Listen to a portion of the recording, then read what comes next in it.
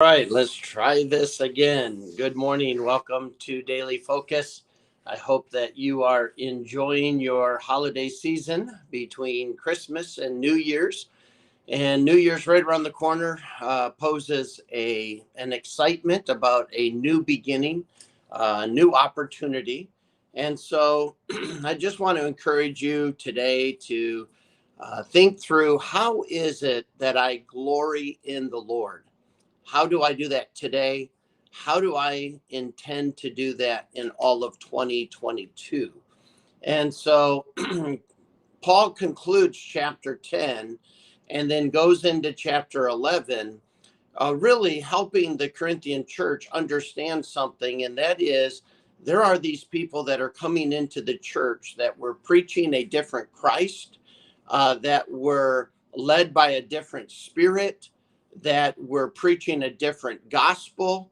And they were doing all of this to try to discredit Paul. So they were accusing Paul of all kinds of things that were not true, but trying to get the Corinthian church to not trust him, to not obey the letters that he had sent, to not follow his wisdom and advice, but rather to replace the respect and confidence they had with Paul and place it in them. And Paul is simply saying, listen, I haven't done anything but love you. I haven't done anything but invest in you. I desire to present you as a church, holy and chaste to the Lord.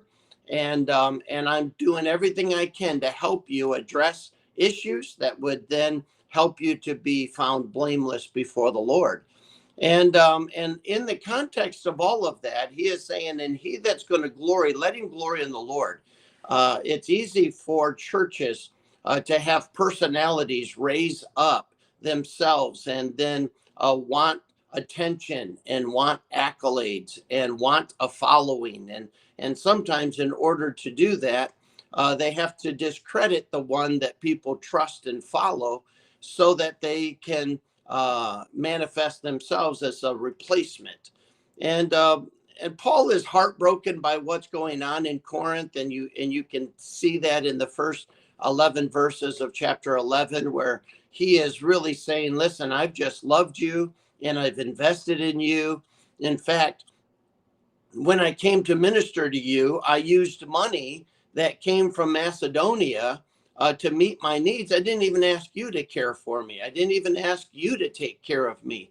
But while I was planning this church and ministering to you in this place, I didn't even ask you of anything. And you almost can hear his heart as he's defending himself, because he loves these people, saying, why is it that you're believing this nonsense about me? And he is going to articulate once again, you know what? I've been called of God to teach people the new program of God, the local church, as God has turned his program from the Israelites to the church, from Jews to Gentiles, including them in this amazing covenant relationship. And Paul is just pouring his heart out. But I think it's remiss for us to miss what it is that he's really saying. And that's found in the context of the last two verses of chapter 10, where he said, if a man has to create his own credibility, if a man has to create his own accolades, if a man has to tout who he is and how talented he is and how gifted he is, and if he's got to tell everyone about himself, and or if somebody has to warn you and constantly be tearing down somebody else, then that there's a problem.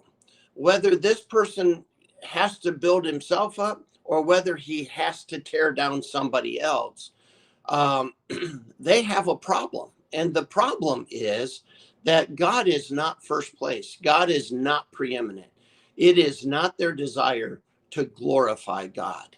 And so it doesn't make them evil people. It's not that, they're scary people. It's just that they do become somewhat dangerous to the cause of Christ and super dangerous to the unity that Christ provides, because of the fact that they are trying to glory in their achievements, glory in their leadership, glory in their qualities.